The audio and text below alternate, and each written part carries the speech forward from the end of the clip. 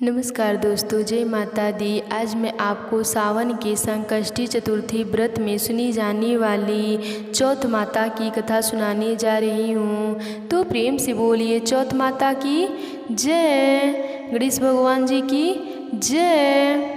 एक समय की बात है, एक गांव में एक बुढ़िया माई अपने बेटे के साथ रहती थी और अपने बेटे के लिए 12 महीनों के चौथ का व्रत करती थी। बेटा लकड़ी लेकर आता और दोनों माँ बेटे उन लकड़ी को बेचकर अपना गुजारा कर रहे थे। बुढ़िया माई रोजाना लकड़ी के गड्ढे में से 4 लकड़ी निकाल कर रख लेती थी और चौथ के दिन बेटे से छुपकर बेचकर सामान लाती और 5 पुए बनाती थी।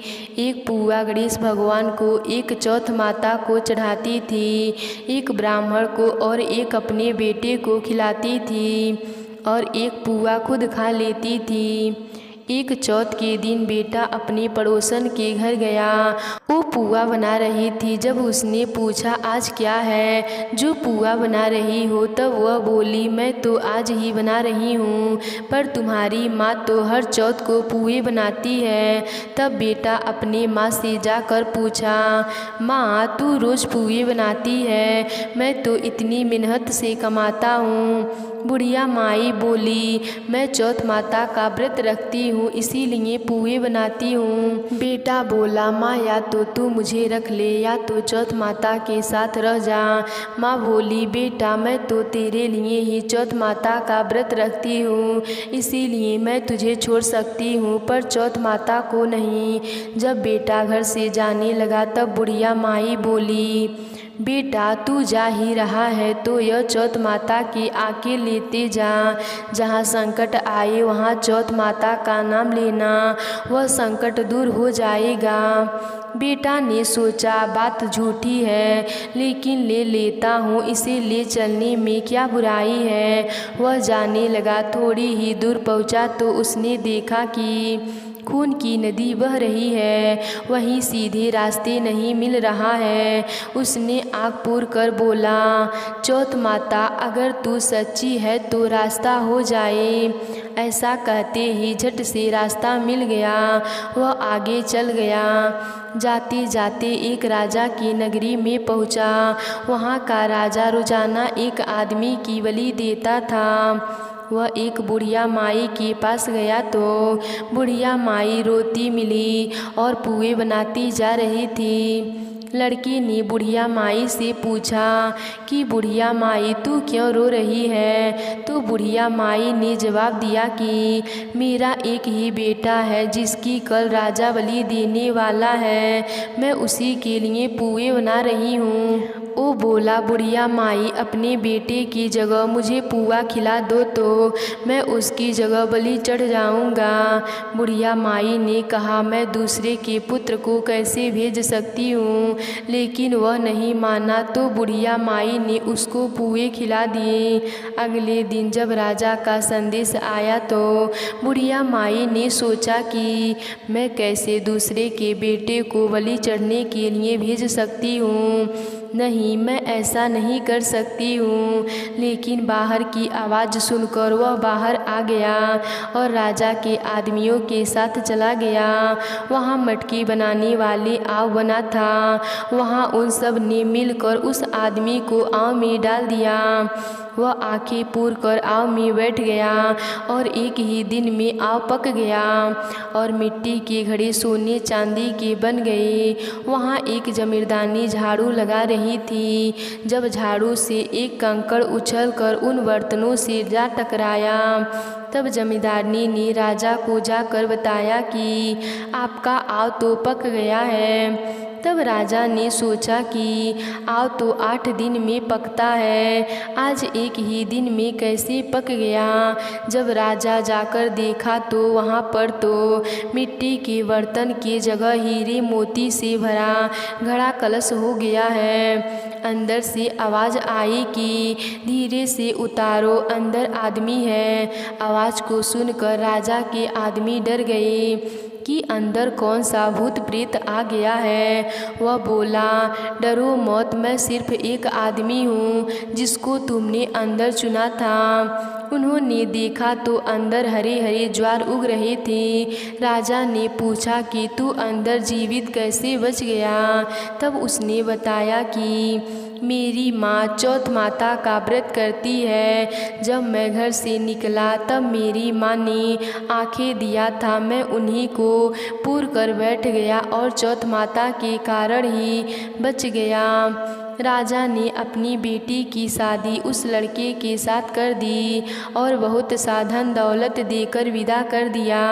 बुढ़िया माई का बेटा अपनी पत्नी के साथ घर आ गया और अपनी माँ से माफ़ी मांग ली। तो प्रेम से बोलिए चौथ माता की जय, गणेश भगवान जी की जय। एक सेठ सेठानी थे, उनके एक बेटा और बहू थे। बहू सबको भोजन करा के फिर स्वयं भोजन करती। एक पड़ोसन ऐसी भी थी जो रोज़ पूछती कि बहू आज क्या बनाया, क्या खाया? बहू कहती ठंडो बासी। एक दिन उसके पति ने ऐसा सुनकर विचार किया कि आज तो पकवान बनाया जाए, फिर देखें कि मेरी पत्नी क्या कहती है। उसने तरह तरह के पकवान बनाए और घर के सभी लोगों ने एक साथ बैठकर भोजन किया। आज भी पड़ोसन ने पूछा तो बहू ने कहा ठंडू बासी। सेठ के लड़के ने सोचा हो न हो कोई बात अवश्य है जिससे कि मेरी पत्नी ऐसा कहती है। उसने पत्नी से पूछा तुम रोज़ ठंडो बासी खाती हो, ऐसा क्यों कहती हो, जबकि अपने सब तो एक साथ बैठकर कई तरह के पकवान खाए। उसकी पत्नी बोली हम जो खा रहे हैं वो आपके बाप बूढ़ों की कमाई है। जिस दिन आप कमा कर लाओगे उस दिन मैं समझूंगी कि ताज़ा भोजन कर रहे हैं। अब एक दिन लड़के ने माँ से कहा माँ मैं एक बड़े शहर में कमाने जा रहा हूँ। माँ बोली बेटा अपने पास इतना धन है कि खाए नहीं लुटेगा। माँ के मना करने पर भी बेटे ने स्वयं कमाने का दृढ़ निश्चय कर लिया और जाते समय पत्नी से कहा मैं जब तक कमा कर बहुत सा धन लेकर न आऊँ तुम चूल्हे की आग को बुझने मत देना। एक दिन चूल्हे की आग बुझ गई तो बहू मन ही मन घबराने लगी, कहीं मेरे पति संकट में तो नहीं आन पड़े।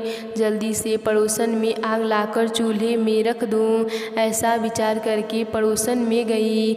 वहाँ पड़ोसन चौथ माता का व्रत पूजन कर रही थी। पड़ोसन ने कहा थोड़ी देर में आकर ले जाना। बहू ने पड़ोसन से पूछा आप यह व्रत क्यों करती हैं, इससे करने से क्या मिलता है? पड़ोसन ने कहा चौथ माता के व्रत को करने से अन्न लक्ष्मी मिलती हैं और अपनी सभी मनोकामनाएं पूरी होती हैं।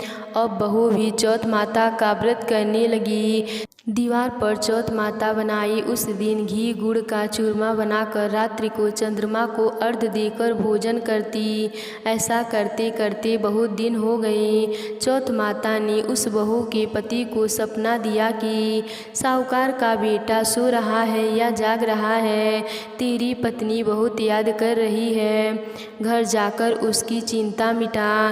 तू दुकान खोलकर कंकु केसर का पगलिया बना के बैठ जाना, आज तेरा हिसाब किताब चुकता हो जाएगा। अब तो चौथ माता ने जैसा कहा था वैसा ही हुआ। उसने घर जाने की तैयारी की और गाड़ी भर के धन दौलत लेकर चल दिया।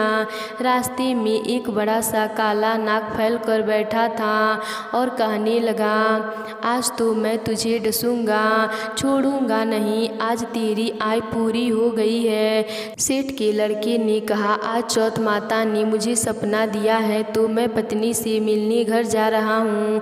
वहाँ मेरी पत्नी चिंता कर रही है, उससे मिलकर ज़रूर आऊँगा, तब तुम मुझे डस लेना। नाग ने कहा तुम शपथ पूर्वक कर जाओ तो मैं तुम्हें जाने दूंगा, परंतु लौट कर नहीं आए तो तुम्हारे घर आकर मैं तुम्हें डस लूँगा। इस प्रकार सर्प को वचन देकर वह अपने घर पहुँचा। वहाँ सभी से हंसी खुशी से मिला और भोजन करने उदास होकर बैठ बैठ गया। उसकी पत्नी ने उदास होने का कारण पूछा तो पति ने काले नाग वाली बात बताते हुए कहा, यदि मैं उसके पास नहीं जाऊंगा तो वह घर आकर ही मुझे डस लेगा।